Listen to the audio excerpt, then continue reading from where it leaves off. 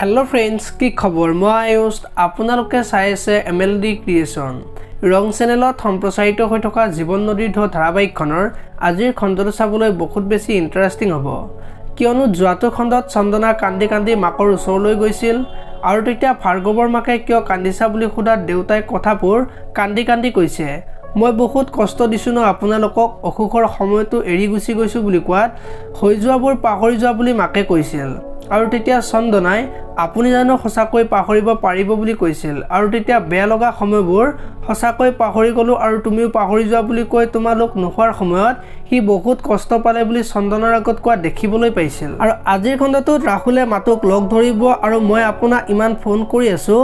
আপুনি এবাৰ ৰিসিভ কৰা নাই আনকি কল বেকো কৰা নাই বুলি ক'ব আৰু আপুনি ঘৰতো নাই কি কামত গৈ আছে বুলি খুদিব আৰু তেতিয়া মাতুৱে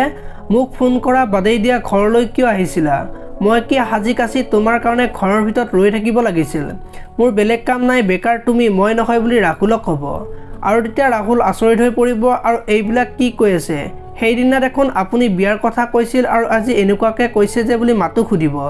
এতিয়া বাৰু মাতুৰ বেমাৰটোৰ কথা গম পোৱাৰ কাৰণে যে তেনেকৈ কৈছে সেই কথাটো ৰাহুলে গম পাবনে দেখিবলৈ পাব আজিৰ খণ্ডটোত আপোনালোকে জীবন নদীৰ ঢৌ ধাৰাবাহিকখন চাই কেনেকুৱা পায় কমেন্ট কৰি জনাব যদি আপোনালোকে এতিয়ালৈকে ভিডিওটো লাইক কৰা নাই লাইক এটা কৰি দিব